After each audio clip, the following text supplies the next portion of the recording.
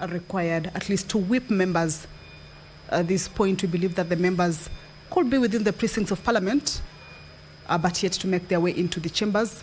And as the quorum bell is on, we should be seeing the members at least making their way into the chamber to join their colleagues and at least enable the House attain that much needed quorum for the business to commence. Remember, Standing Order number 40 indicates that if the quorum is not attained at the lapse of the quorum bell, the first quorum bell and the second quorum bell, if that quorum is not raised, then the House risks to be adjourned until next sitting. However, we believe that the members will be able to get to the House. Pursuant to provisions of Standing Order 53, paragraph 1, where senators have an opportunity to seek for statements from various standing committees. This afternoon, the Senator for Nandi, Honorable Samson Cherarkei, will seek a statement from the Standing Committee on National Security, Defense and Foreign Relations regarding the murder of Father Alois Cheruiyot Bet and the recent increase of banditry activities in the North Rift region. This is a statement, or rather this is a concern that the Honorable Member for Nandi, he is making his way into the chamber alongside the member for Kiambu, also the member for Narok, the member for Bungoma, as well as, so the House, remember, currently is a quorum bell that is waiting for the House to raise its quorum. And as we can see members making their way inside, we are hopeful that in no time that quorum will be raised.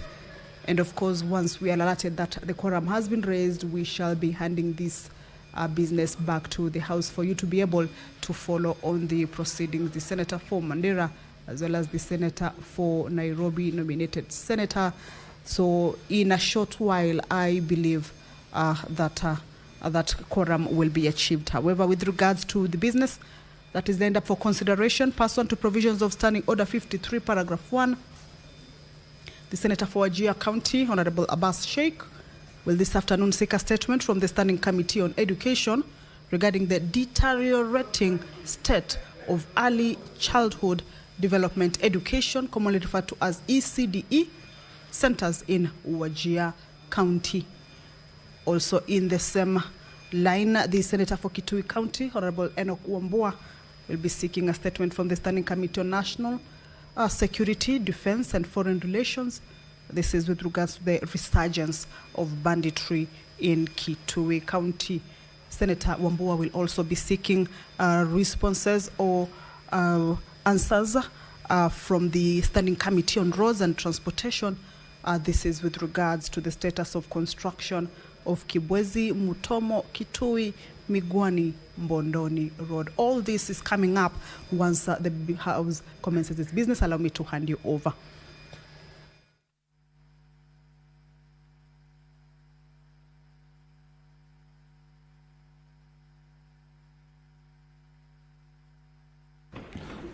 Order, Honourable Senators.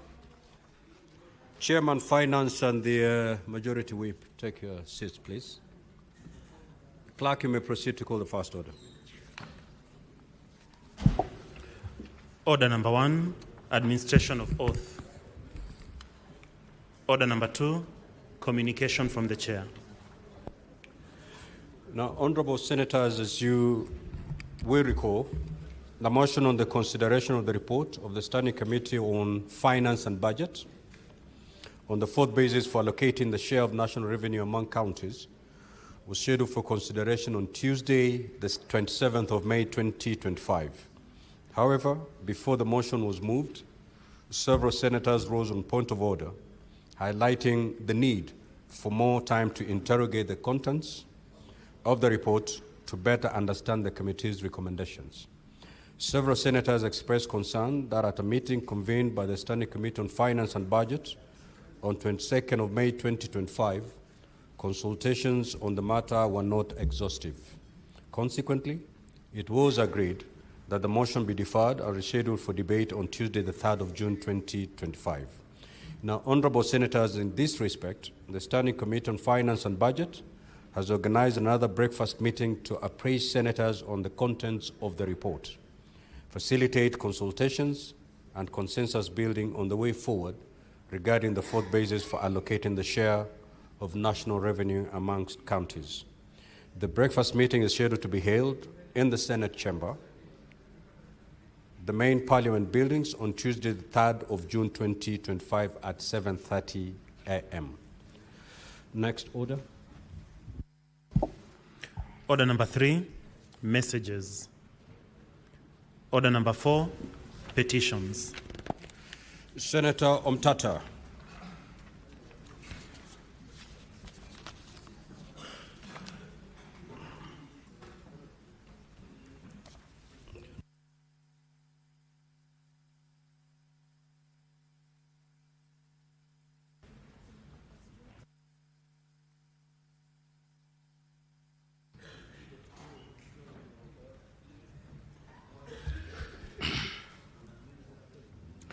Honorable Speaker, the petition to the Senate to protect and propagate commercialization of new generation, that's Muthea, antivenom in Kenya. Honorable Speaker, pursuant to Standing Order number 232, paragraph 1, clause B, I hereby present a petition to the Senate concerning the propagation and commercialization of new generation Muthea antivenom in Kenya. As you are aware, under Article 1191 of the Constitution, and I quote, every person has a right to petition Parliament to consider any matter within its authority, including to enact, amend, or repeal any legislation. The salient issues raised in the petition are as follows: that the petitioners are citizens of Kenya living in Machakos County. For the past 5 years, they have been developing a new generation antivenom derived from a chemically synthesized version of the traditional Muthea antivenom.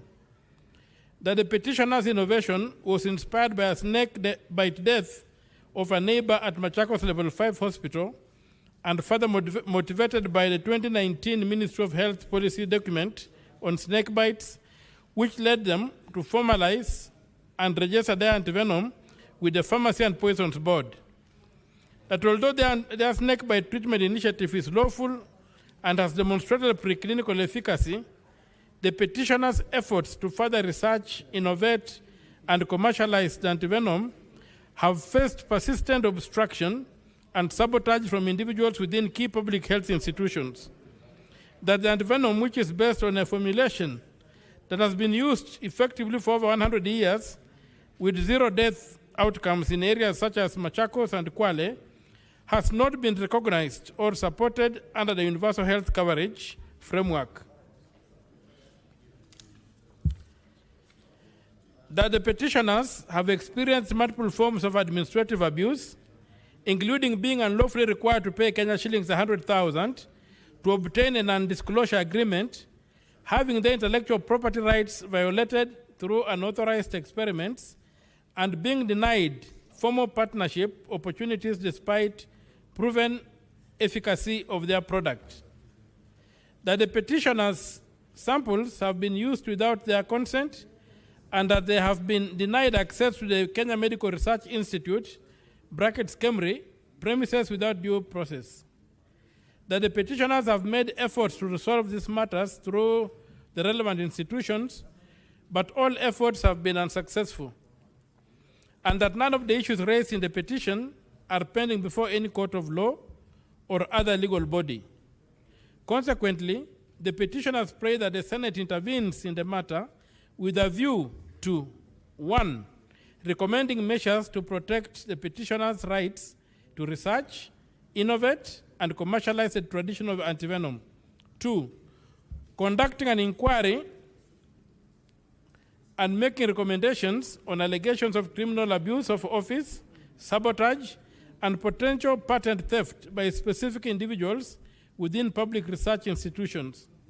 3, recommending measures to support initiatives that would enable Kenya to transition from being a net importer of animal plasma-based antivenom to being a global exporter of reliable chemically synthesized alternatives. And four, recommending the development and implementation of regulatory guidelines to ensure that indigenous African inventors and non-institutional innovators have equitable access to research and development facilities through institutionalized partnerships with publicly funded research institutions.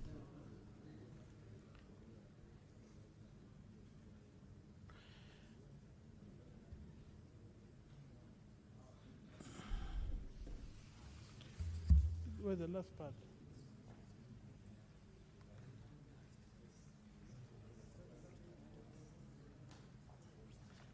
Okay, Mr. Speaker, sir, that was the end of the petition. It is presented by myself. The page on the petitioner's names and was not printed. The page bearing the petitioner's names was not printed, unfortunately.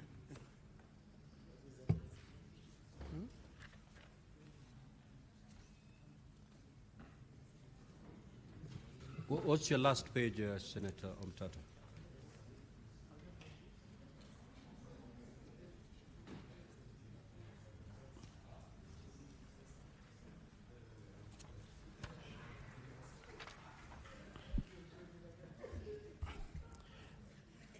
Mr. Speaker, sir, the petitioners are Mr. Patrick Musilu, Tom Babu, and Alfred Dosso. And it is presented by the senator from Busia, Okiya Omtato Koichi. Andrew.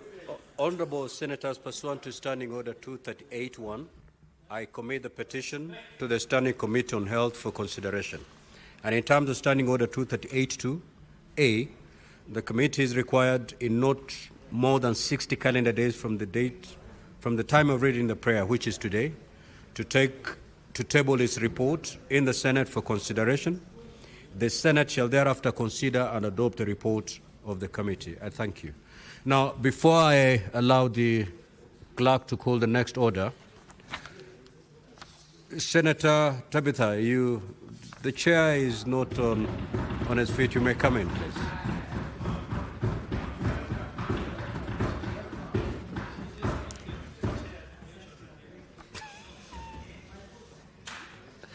Now, before I allow the clerk to call the next order, I've got this communication to make. Honorable Senators, I would like to acknowledge the presence in the public gallery this afternoon of visiting teachers and students from Kanyombora Boys High School in Embu County. The delegation comprises 4 teachers and 6 students who are in the Senate for a one-day academic exposition. Now, Honorable Senators, in our usual tradition of receiving and welcoming guests to Parliament, I extend a warm welcome to them, and on behalf of the Senate, on my own behalf, wish them a fruitful visit. Also, I'd wish to acknowledge the presence in the public gallery this afternoon of visiting teachers and students from Tangecha Boys High School in Kericho County. The delegation comprises 50 students and 3 teachers who are in the Senate for a one-day academic exposition. Honorable Senators, in our usual tradition of receiving and welcoming guests to Parliament, I extend a warm welcome to them, and on behalf of the Senate, on my own behalf, wish them a fruitful visit. I will call upon the Majority Leader under 1 minute to extend words of welcome to the delegation from Kericho County, and thereafter the Senator for Embu, whom I had, Senator Mundigi. So the Majority Leader, you will extend a word of welcome to both delegations.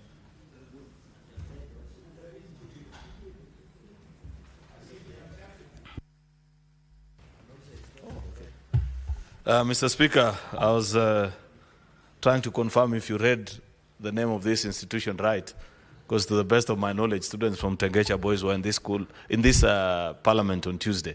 So this must be the second lot, or that the name is not typed correctly, but I will confirm. Nonetheless, when I was driving in this afternoon, I noticed students from an institution that looked familiar. So I want to believe that this is the second lot of students from Tangecha Boys High School. Mr. Speaker, I equally welcome the students from Kanywambora Boys High School in Embu County, Mr. Speaker. This locality received notoriety, Mr. Speaker, I think around 2021 or 2022 because of the very unfortunate incidents that happened there. I hope the boys of Kanywambora High School can lift the name of this institution to a level that now that locality will be celebrated for academic excellence and known for other things beyond what may have been mentioned at that particular time. I wish these students well, Mr. Speaker, as they visit the institution of parliament. These are our leaders of tomorrow. I hope they will enjoy the time that they have here in the Senate, get to learn, observe debate, and interact with their leaders. I thank you, Mr. Speaker. Next order. Order number 5, papers. Majority Leader.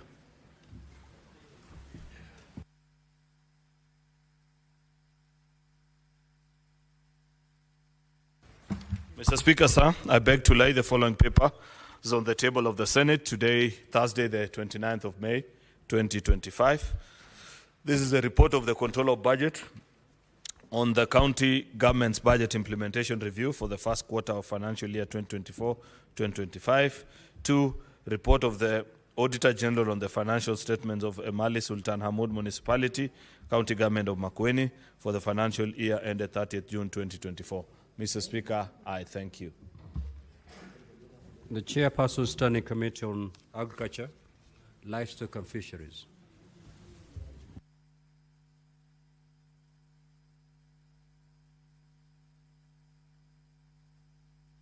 Do we have a member from that committee? Or Majority Leader, then you may wish to table the report.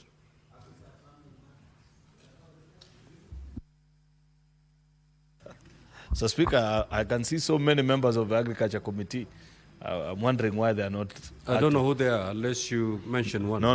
Let me do it, Mr. Speaker. But, yeah.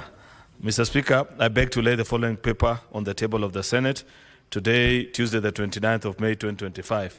This is a report on the Standing Committee on Agriculture, Livestock and Fisheries on its consideration of the nuts and oil crops bill, Senate Bill number 47 of 2023. Mr. Speaker, I beg to lay. Next order. Order number 6, notices of motion. Order number 7, questions and statements. Statements pursuant to Standing Order 53-1, the Honorable Senator for Nandi County.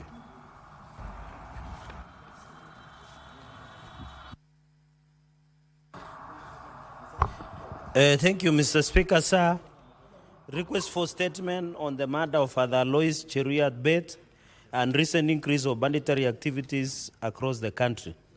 Mr. Speaker, sir, I raise pursuant to Standing Order 53-1 to seek a statement from the Standing Committee on National Security, Defense and Foreign Relations on a matter of national concern regarding the matter of Father Alois Cheruiyot Bet on 22nd May 2025 by suspected bandits and the resurgence of banditry activities in the country.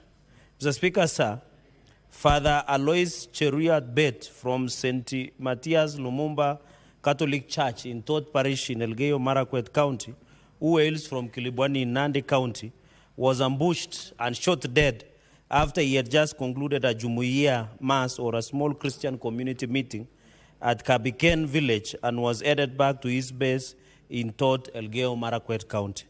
So, Speaker, in the statement, the committee should address the following. 1, circumstances that led to the shooting to death of the unarmed priest who was in the company of other people that were unarmed during the incident, including details on the motive behind his murder and the status of investigations. Number 2, Mr. Speaker, the reasons why the police up to today are yet to address any person, yet they had promised by yesterday, Wednesday, involved in the murder of the priest, despite being said to have had an ongoing operation in the area to flush out bandits from their hideout. State of security. Number 3, state of the security in the general North Rift regions and reasons for sluggish and ineffective response by both the police and Kenya Defense Forces once bandits attack, considering that in the past few days, the region has witnessed rise cases of insecurity leading to deaths and loss of property, particularly in Baringo, Turkana, Elgeyo Marakwet, West Pokot, Samburu, Northeastern, and Mombasa, where they are wielding machetes, buibui wearing. And I was with a Nyali member of parliament who is recovering, Ali Muhammad, and he said the same thing in Mombasa, despite the ongoing Kenya Defense Forces-led operation. Number 4, Mr. Speaker, the total number of National Police Reservists, NPRs, currently engaged in all these counties, starting from Elgeyo Marakwet County and across the nation, indicating their distribution per county with details on their vetting process during this engagement. Finally, Mr. Speaker, sir, the number of National Police Reservists in custody on claims of aiding banditry activities in the Kerio Valley and across the country, as well as the details on the bandits, financiers, facilitators arrested and arraigned in relation to the recent banditry activities in the entire country. Mr. Speaker, I thank you. Senator for Wajir County, the Honorable Abbas.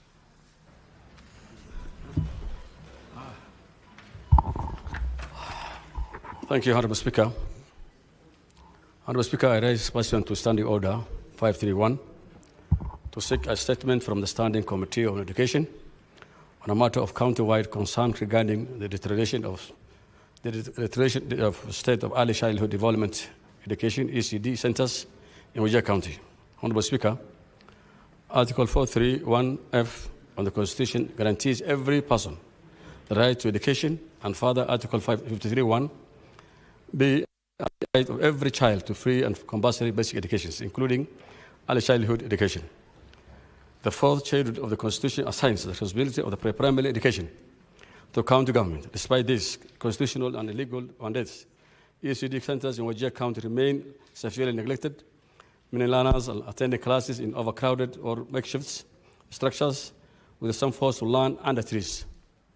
Honorable Speaker, knowing that Wajir, the climate, the sun is so hot, and the children learning under trees and the other makeshifts has really affected their learning concentration and learning level. Honorable Speaker, on the statement, the committee should address the following: the total number of ECD centers in Wajir County, indicating how many have permanent structures, temporary structures, or operate in outdoor setups, and further provide information on the number of ECD centers where pre-primary and primary 1 and 2 learners are sharing one classroom and facilitators. 2, the number of ECD facilitators employed by the county government, their qualification, and the learner to facilitator ratio in Wajir. 3, the reasons why the school feeding programs have not been implemented despite budgetary allocations. 4, the immediate measures in place by the county to address the overcrowding in ECD classrooms and the timelines for constructing permanent structures. 5, the steps being taken by the county government to ensure that the clean water and adequate sanitation in ECD class centers are available. Thank you, Honorable Speaker.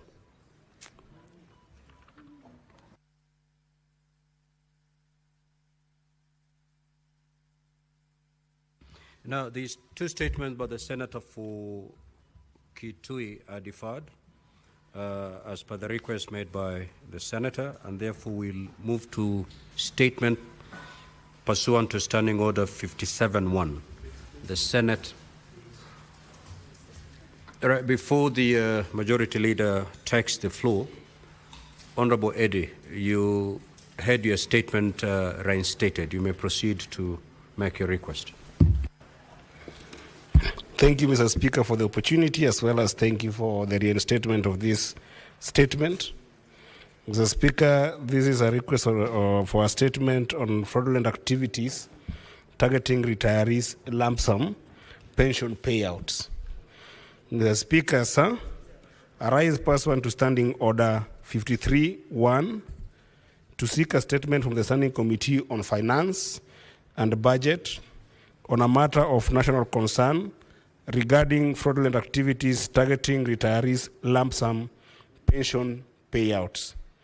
Mr. Speaker, sir, we are witnessing a disturbing trend where fraudsters are increasingly targeting retirees and defrauding them of their pension benefits.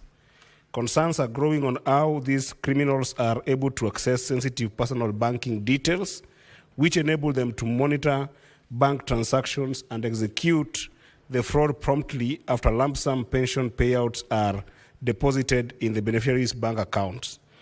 Among the affected institutions is Absa Bank, where, for instance, Mr. Speaker, Mrs. Violet Akoth Nyatol, a retired teacher, recently fell a victim to such fraud and lost her entire lump sum pension payouts of 2,498,029 shillings, which had been deposited into an Absa bank account.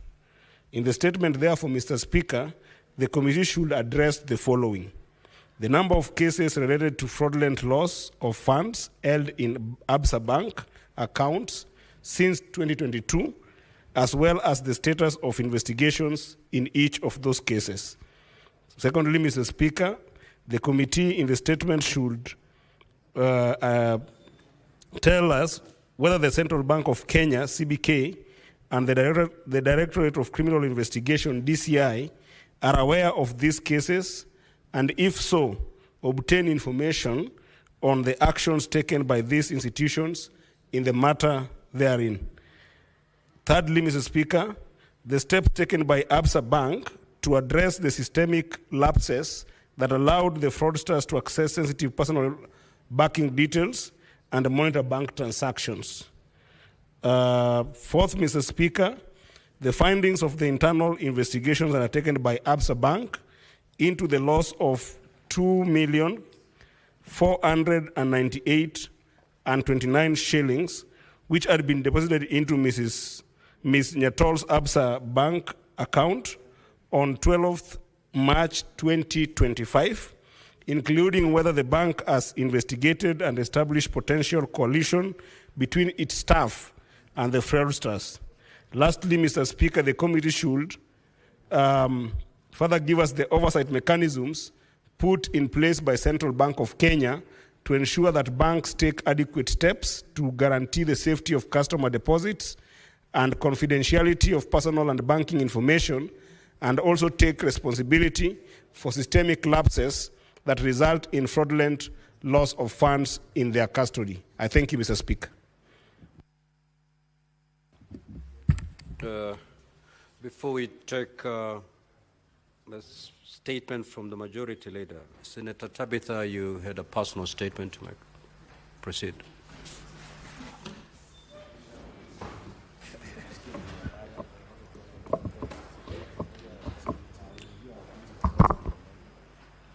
Thank you, Mr. Speaker, sir, for giving me this opportunity. I rise pursuant to Standing Order number 58 to issue a personal statement regarding false allegations made by Her Excellency Governor Susan Kihika. Mr. Speaker, sir, during the Senate's short recess in April, Governor Susan Kihika forcibly claimed in a television interview that I was admitted to a hospital in London suffering from kidney failure. She went further to wish me a quick recovery, fully aware that I was neither sick nor hospitalized. This misleading narrative was quickly picked up by mainstream media, newspapers, social media influencers, and bloggers, none of them whom bothered to verify the information with me or my office. Mr. Speaker, sir, This malicious smear campaign was orchestrated under the direction of Susan Kihika. It is regrettable that taxpayers' money from Nakuru County was allegedly used to pay bloggers and influencers to spread misinformation and malign my name. To those who are paid to wish me terminal illness, I urge you to rise up, being used as tools of propaganda. Use your literary skills and creativity to earn decent, dignified living. Mr. Speaker, sir, since I was elected by the great people of Nakuru County, I have remained committed to ensuring devolution works effectively by robbing before increased shareable revenue, additional allocations, and conditional grants. These resources were meant to improve the living standards of our people through development. Regrettably, much of these funds have been lost through corruption, dubious procurement practices, and unnecessary foreign travel. Mr. Speaker, sir, as I conclude, I want to assure this House and the people of Nakuru County that I'm in sound health. I was not hospitalized. I've never been admitted to any hospital for kidney-related complications. My commitment to accountability, better health care, and meaningful development for the people of Nakuru remains steadfast and unstoppable. I shall not be intimidated or coward as I execute my constitutional override mandate. God bless you all, and God bless Kenya. Senator Tabitha Keroche. Thank you, Mr. Speaker.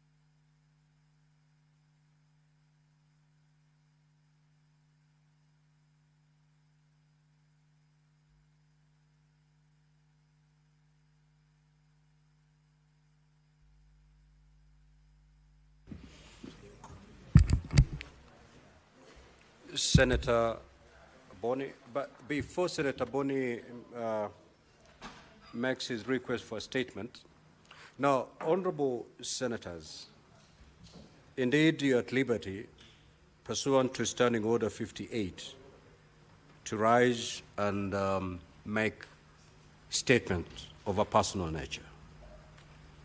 However, if you look at Standing Order 101, in as much as you have that latitude to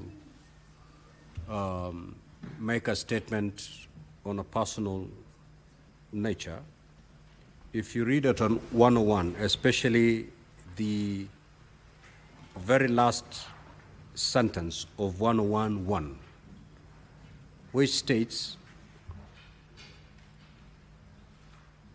let me read the entire 101.1, and then I will extract the relevant portion of that particular standing order.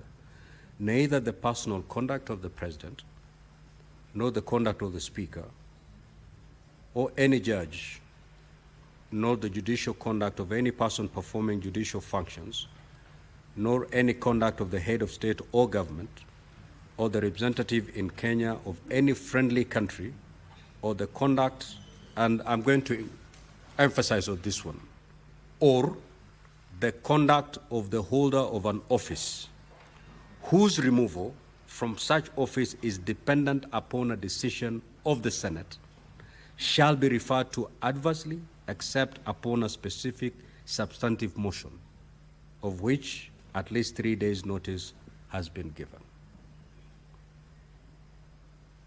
So any holder of office in this country whose removal from such office depends on a decision of this Senate, if you're to discuss their conduct, then you need to bring a substantive motion.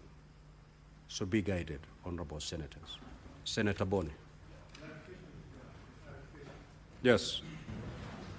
Mr. Speaker, following your guidance, it therefore means that because the governor of Nakuru, who would ordinarily be removed by this House, has been the subject of this statement, would it, Mr. Speaker, not be in order, therefore, that the statement should not be allowed to stand on record of the House for that reason? Yes, Senator Nairobi.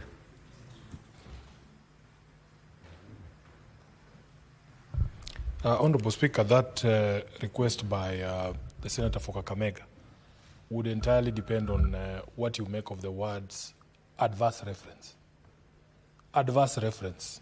If I brought a statement here paying glowing tributes to the governor of Nairobi, that is not adverse reference.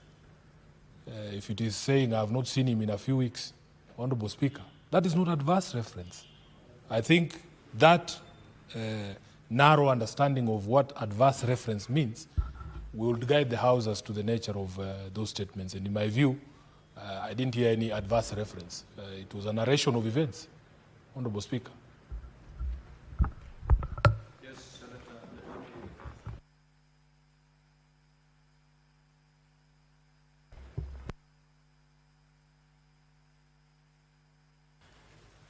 Mr. Speaker, I have read Standing Order 101, and I think that I would actually concur with the Majority Whip on a statement of such nature.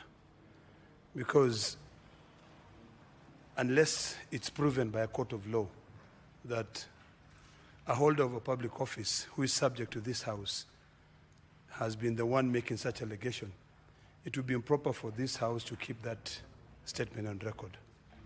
My concern is on the status of this House. If we can be able to discuss other holders of other public offices, where does it put us in terms of our impartiality? So, Mr. Speaker, I would also request that that personal statement be expunged from the record of this House to maintain the integrity of this House. It is not anything personal. I don't know, I don't have a relationship with the governor of Nakuru, but I've listened carefully to the words of the statement read by the distinguished senator from Nakuru.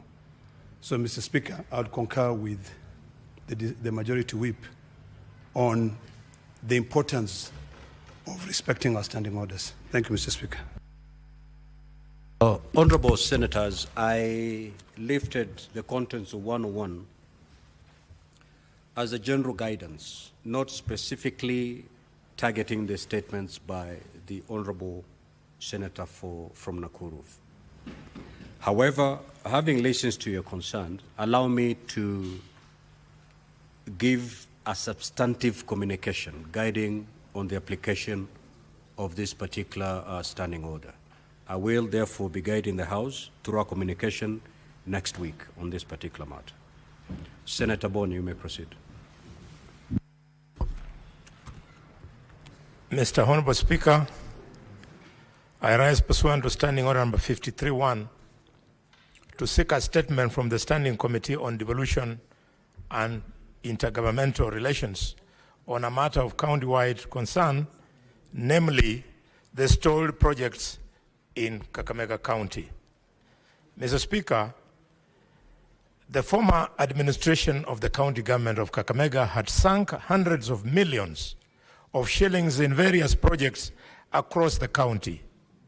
Many of these projects, Mr. Speaker, have since stalled and without completion will occasion the loss of public funds amounting to over 2 billion shillings, Mr. Speaker. In the statement, Mr. Speaker, the committee should address the following one. What are the reasons why the following construction projects initiated by the former administration of the county government of Kakamega stall?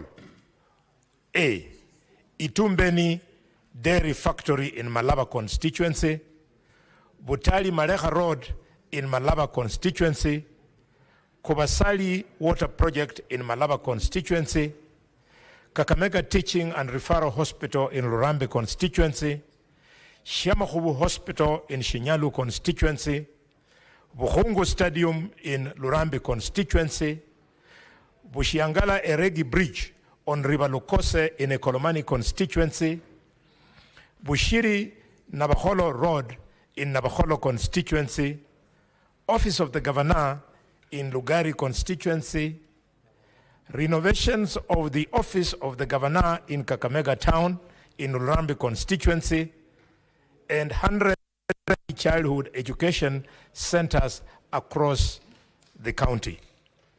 2, give a detailed breakdown of the percentages of works completed in each project, the amount of money already paid out to the respective contractors for the works done, as well as any outstanding balances.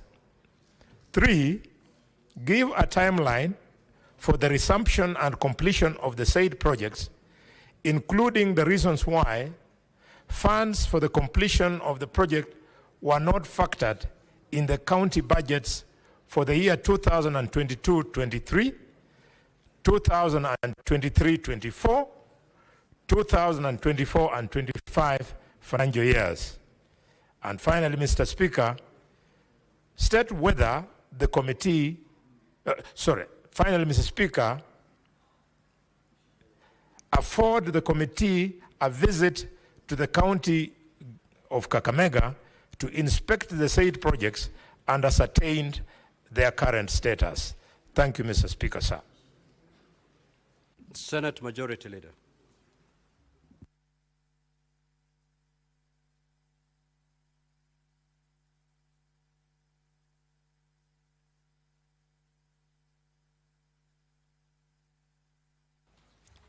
I thank you, Mr. Speaker. Mr. Speaker, I rise pursuant to Standing Order number 57-1 to hereby present the business of the week that commences the 3rd of June 2025, Tuesday. Mr. Speaker, sir, the status of business that is pending before the Senate is as follows. There are 53 bills, of which 37 are the second reading and 16 are at the committee of the whole. Therefore, Mr. Speaker, as we have always done in the past, I want to request our whips, both of whom are present today, Mr. Speaker, to help us with good mobilization next week so that we can consider the 16 bills, particularly that the committee of the whole, Mr. Speaker, before we proceed on recess in about 2 weeks' time. Mr. Speaker, the other 37 that are in second reading, I expect that in the course of time, Mr. Speaker, we shall debate them as well and make our contribution. I want to urge Mr. Speaker to find time to be in the House. Mr. Speaker, it is increasingly becoming a trend in this House where past certain hours you find very few of us around, yet that is the time that you debate this bill. So I want to plead with colleagues that these 37 bills are very important. They are sponsored by each and every one of you, and we need to make contribution, Mr. Speaker. There are 29 motions that are pending conclusion, of which 7 are actually scheduled in today's order paper. I hope after we are done, Mr. Speaker, we shall consider some of them after we are done with the preceding business. There are 478 statements pursuant to Standing Order number 53-1, which is a standing order preceding this statement, Mr. Speaker, that are under consideration by our various committees. As senators will recall, during the afternoon sitting held yesterday, Wednesday, the 28th of May 2025, the Senate passed the Division of Revenue National Assembly Bill number 10 of 2025.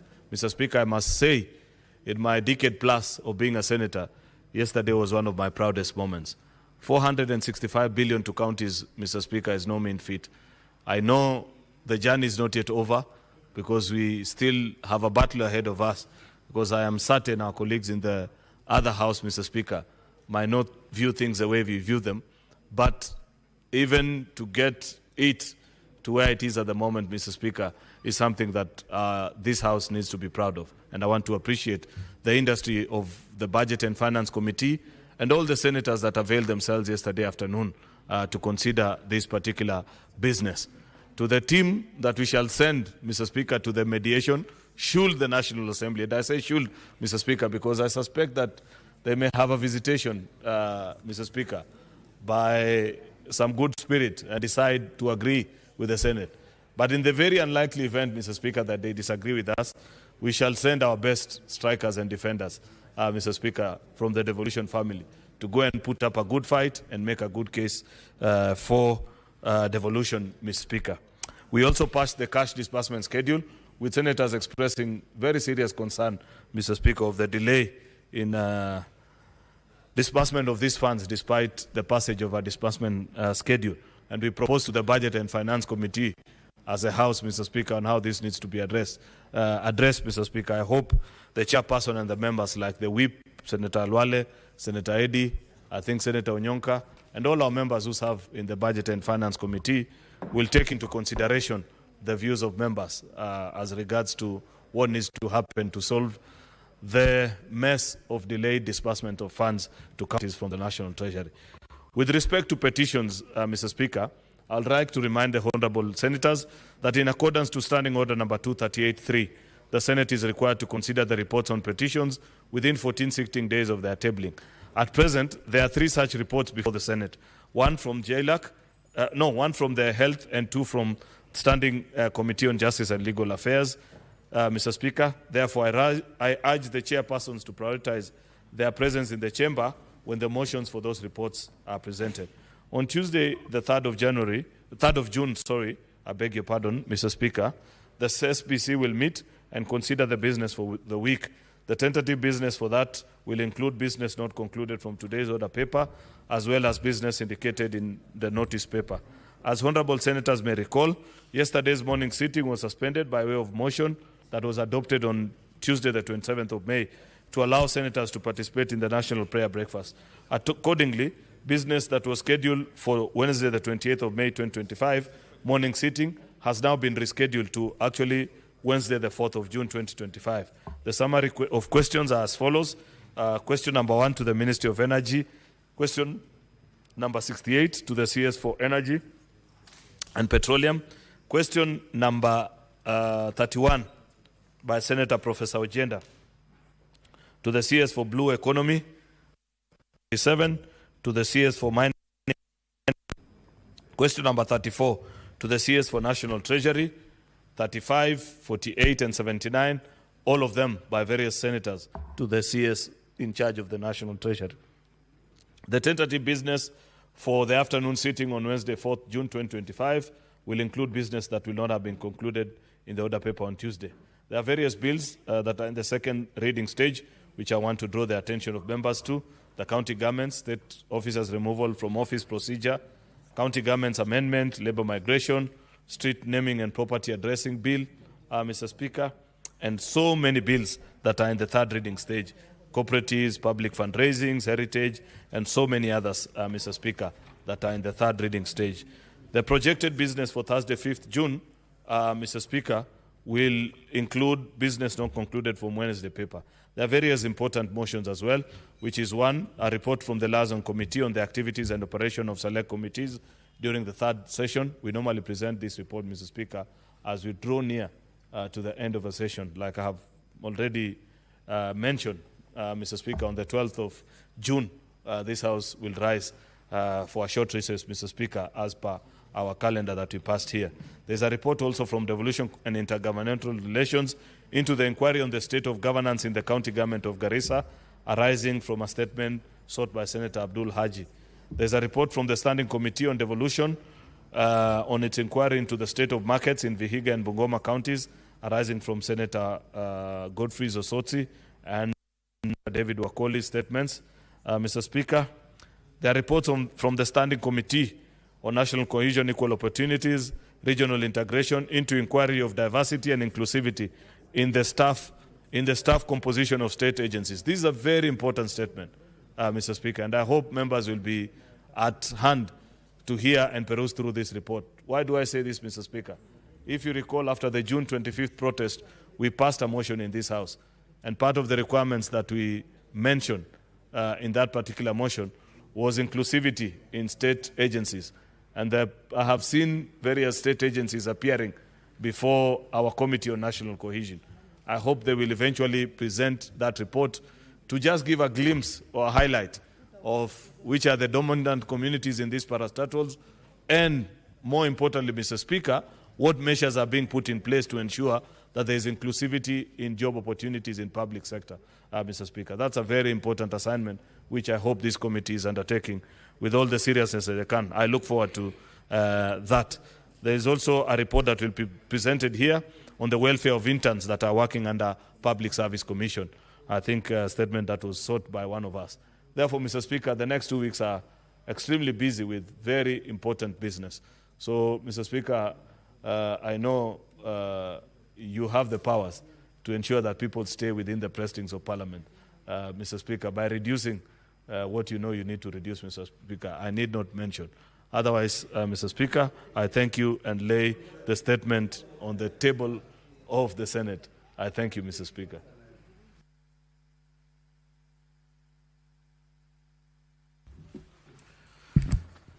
Now, honorable senators, I have a communication to make regarding the conduct of senators while transacting business in the Senate. Over the last few sittings, the Presidium has observed incidents of disorderly conduct in the Senate, thereby necessitating that I make this further communication. Honorable senators, I have previously cautioned senators on the matter of maintenance of order and decorum in the Senate. The standing orders provide a framework for debate and order in the Senate. In particular, I refer honorable senators to Part 18 and Part 20 of the Senate Standing Orders, which provides for rules of debate and order in the Senate and in committees. Allow me, for the benefit of all honorable senators, to reiterate what these parts provide. Para 18 provides for, among others, speaking twice to a question, point of order, anticipating debate, contents of speeches, comments on proceedings of select committees, and responsibility for statement of fact. On the other hand, Part 20, which contains Standing Orders 121 and 122, provide for acts which constitute disorderly conduct and gross disorderly conduct.